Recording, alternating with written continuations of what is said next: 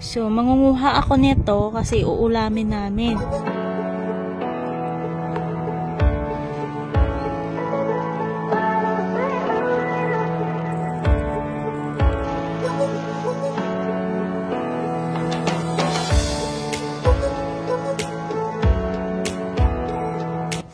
So, part po ito ng San Isidro, Sibunag, Guimaras.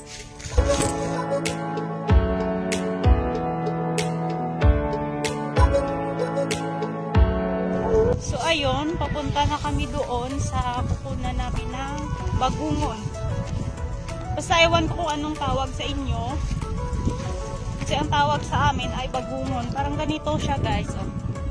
Wait, kuha ko ng sample. Ah! Ito siya.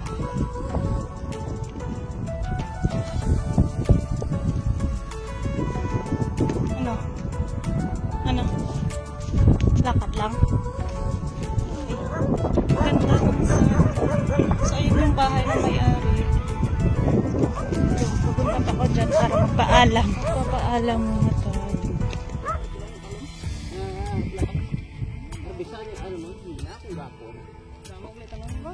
Maya bro ko pwede ako binyar ko bega.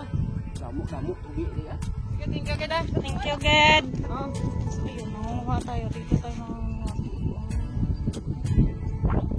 Sa gilid lang daw kasi merong mga bangus na maliliit. Ito. Ayan. So mangunguha ako nito kasi uulamin namin.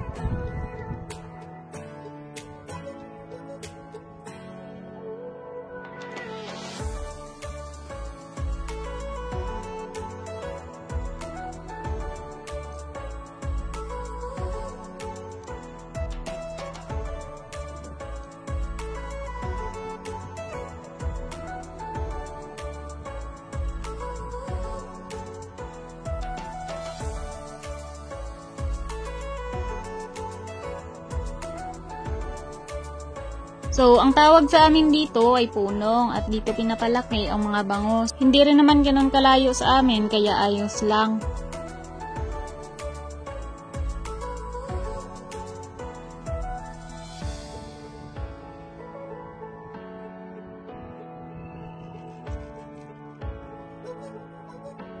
So, ito na po lahat ng nakuha ko.